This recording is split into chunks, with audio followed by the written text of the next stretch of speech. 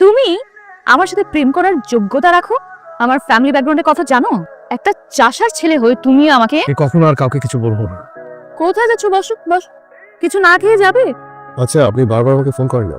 আমি তো আপনাকে বলেছি যে আপনি যাকে খুঁজছেন আমি সেই মানুষ না। কিন্তু আমার মেডিকেল ফাইলে তো আপনার নাম্বারটাই দেয়া। নাম্বারে কত ভুল হচ্ছে। অযথাই মানুষকে বিরক্ত করবেন না। আচ্ছা রঞ্জু ভাই, তোমাকে আমি অফিসে আসতে বললাম। কারো অফিসে যেতে খারাপ লাগে। হুট করে চাকরিটা চলে গেল। কবে? তুই কোভিড পজিটিভ হসপিটালে ভর্তি হলি, ভাবলাম যাবার আগে একবার দেখা করে দিই। এই শহর ছেড়ে চলে যাচ্ছে। মানে তুমি এরকম একটা ডিসিশন নেবার আগে আমাকে জানাবা না? বাড়িওয়ালা ভাড়ার জন্য তাড়া দিচ্ছে। এত কষ্ট করে এই শহরে থাকার কোনো মানে হয় না। অনেক কষ্ট হচ্ছে জানিস। কতগুলো বছর এই শহরে বল। এই শহরের রাস্তাঘাট, অফিস সব ছেড়ে চলে যাচ্ছে বুঝলি। কিন্তু আমি যে কি করবো? রঞ্জু ভাই, তোমার মনে আছে আমি ঢাকায় এসে প্রথম তোমার ওখানে উঠেছিলাম? আমার তখন নতুন চাকরি, 2 রুমের একটা বাসা। আমার ঢাকায় থাকার কোনো জায়গা নেই। প্রায় 1.5 বছর তোমার ওখানে ছিলাম। আর এই তুমি এখন এই শহর ছেড়ে চলে যাবে, আমি না মানতে পারছি না রঞ্জু। আমার জন্য ভাবিস না, গ্রামে গিয়ে নতুনভাবে বাঁচবো। কফি অর্ডার কর, খেয়ে চলে যাই। কিরে, কেটে দিলি কেন? রায়া, আমি তোর কিন্তু একদিন বলেছিলাম ওই মেয়ে একদিন তোকে খুঁজবে, মনে আছে?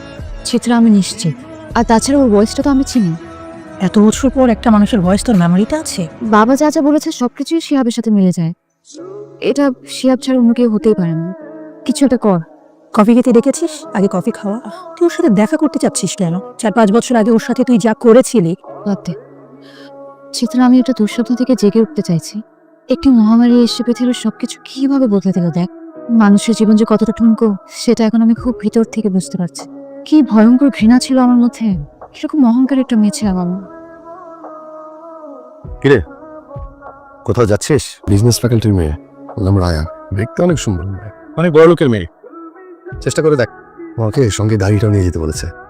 কোনো কারণে নার্ভাস? 2 চাওয়ার পরে নার্ভাস হয়ে যেতে পারি। সাপদ রায়া, তুই কি করতে চাচ্ছিস আমাকে একটু বলবি? আরে আসুক না। হাই, দাঁড়িয়ে আছো কেন? বসো। প্রায় আমাদের ফ্যাকাল্টির সামনে গিয়ে দাঁড়িয়ে থাকো। আমার ধারণা আমাকে দেখার জন্য দাঁড়িয়ে থাকো। আজ আমি তোমার সামনে বসে আছি কিন্তু তুমি আমার দিকে তাকাচ্ছ না। কবিতা এনেছো? শোনাও। আমি শোনাতে পারবো না। আরে বাবা, কই দেখি, দেখি তো একটু। I am impressed. আমরা কিন্তু খেয়ে ফেলেছি আমি কিছু খাবো না। বিলটা কিন্তু তোমারই দিতে হবে। সবকিছু মিলিয়ে 3400। বিলের কথা শুনে ভয় পাচ্ছ নাকি? আমার কাছে অত টাকা নেই তো। অনলি 3400। বলো তোমার কাছে কত টাকা আছে? 770 টাকার মতো। 770 টাকা? এই 770 টাকা নিয়ে তুমি আমার সাথে দেখা করতে এসেছো? আদৌ 770 আছে নাকি তারও কম? দেখাও। এত নোংরা কেন ওর টাকা? আমাকে নিয়ে তোমরা মজা করছো? আমরা মজা করছি? আর তুমি কি করেছো? তুমি অনুরূপকে বলেছো তুমি নাকি আমাকে ভালোবাসো। এই বলেছি।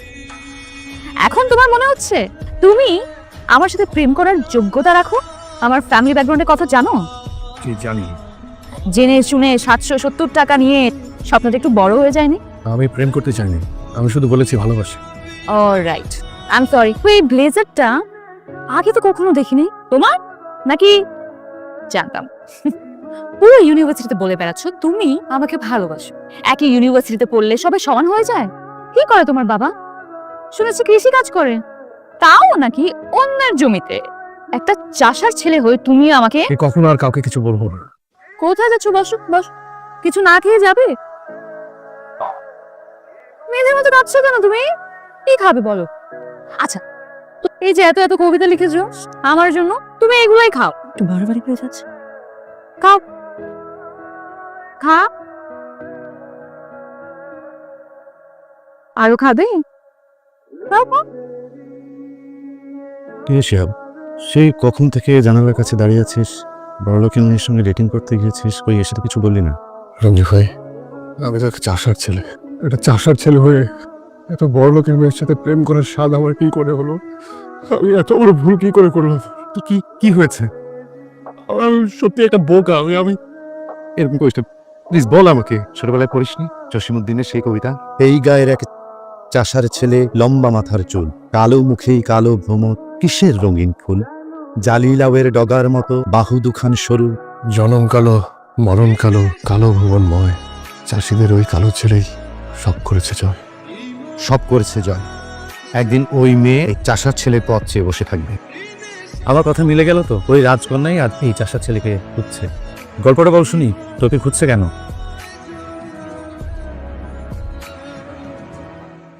ঝিমলি, সামনের মাসে করোনা রোগী আমার শিহাব হাসপাতালে আছে। কথায় কথায় কানবে না তো মা, দেখো ভাইয়াও বাসায় ফিরে আসবে। কতদিন শিহাবকে দেখি না। আপনাদের বাড়ি যাওয়ার কথা? বাহ, সব কিছু ঠিকঠাক আছে, কোনো সমস্যা নেই। খুব সতর্ক থাকতে হবে। এই ভাইয়া, তুই কেউ আশ্রমে? নিয়ে দেখাবো না, এখন আমার শরীরে অ্যান্টিবডি আছে, বুঝছিস? আমার প্রোটিন দরকার। আমি তো মাকে ডাক দিব। ফেসবুকে আমি একটা পোস্ট দেখলাম, একজন কোভিড পেশেন্টের ইমার্জেন্সি মনে হয় প্লাজমা লাগবে। আপনি কি কোভিড পজিটিভ ছিলেন? 2 সপ্তাহ হলো সুস্থ হয়েছি। পেশেন্ট আপনার কি হল? আমার বসের মেয়ে। কখন লাগবে? আমি কালকে আপনাকে নিয়ে আসবো। আচ্ছা, তাহলে আমি আমার ঠিকানাটা আপনাকে টেক্সট করে পাঠিয়ে দিচ্ছি। আমার নাম Shihab. Thank you so much. আমার অবস্থা কি অনেক খারাপ। মনে সাহস রাখুন, আপনাদের একটা গুড নিউজ আছে, প্লাজমা ডোনার পাওয়া গেছে। আমাকে তাহলে বাসায় নামিয়ে দিন। স্যার একবার আপনার সঙ্গে দেখা করতে চান। কেন? স্যার হয়তো আপনাকে সামনাসামনি থ্যাঙ্কসটা দিতে চাইছেন। ঠিক আছে। Good afternoon. আসসালামু আলাইকুম। আমার মেয়ের ছবি, একমাত্র মেয়ের ছবি, যার জন্য আপনি প্লাজমা দিয়েছিলেন। Thank you. আপনার জন্য কিছু করতে পারলে আমার ভালো লাগবে। কোনো কিছু পাওয়ার উদ্দেশ্যে আপনার মেয়েকে প্লাজমা দিই। এই 2 সপ্তাহ আগে আমি সেখানে ভর্তি ছিলাম। আমার জন্য যদি কারো জীবন বাঁচে, সেই জায়গা থেকে আসলে প্লাজমাটা দেয়া। তবু আমি যদি তোমার জন্য কিছু, সরি, তোমাকে তুমি করে বলতে পারি? নিশ্চয়ই পারেন। আমার না অনেক বড় কোনো শখ নেই, আমার স্বপ্নগুলো খুব ছোট ছোট। আমার এমন কোনো বড় শখ নেই যেটা আপনি পূরণ করতে পারেন। আমার বাবা একজন কৃষক ছিলেন, সেই অর্থে আমি একজন চাষার ছেলে। তুমি কি কোনো কারণে আমার উপরে রেগে আছো? না, হ্যাঁ তাই তো।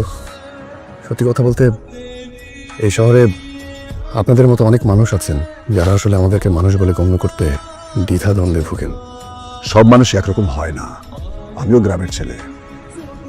এনিওয়ে, তোমার প্রতি আমার অশেষ কৃতজ্ঞতা। আমার মেয়েটা যদি বেঁচে ফিরে আসতে পারে, আমি মনে করব তোমার জন্য নতুন জীবন পেল।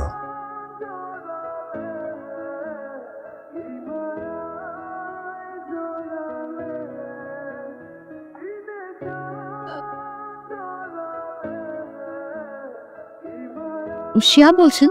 জি, আপনি কি বলছেন? আমি সেই পেশেন্ট। কিছু বলছেন না যে? কোথাও কোনো ভুল হচ্ছে। আমি আপনার সাথে দেখা করতে চাই। আপনি যে মানুষটাকে খুঁজছেন সেই মানুষটা না, রং নাম্বার।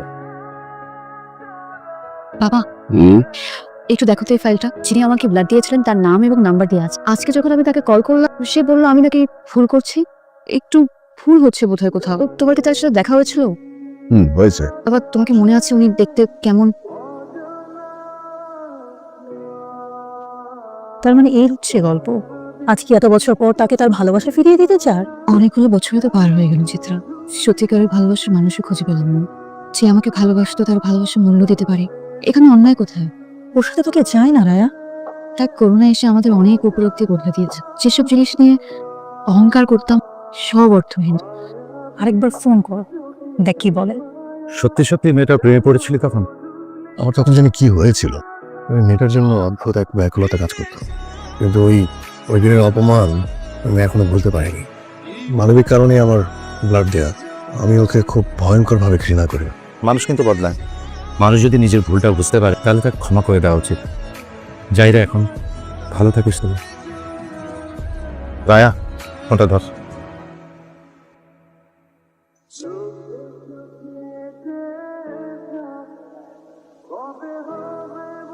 কেমন আছো শিয়া?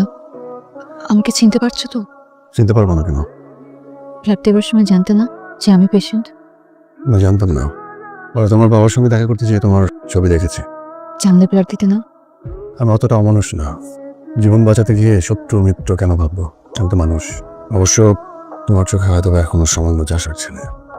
Shihab, I am sorry. আমি জানতাম এতটুকু বলার জন্য এসেছো। এরপরে যেটা বলবার সেটাও জানি। আমাকে কি এখনো আগের মতোই ঘৃণা করো?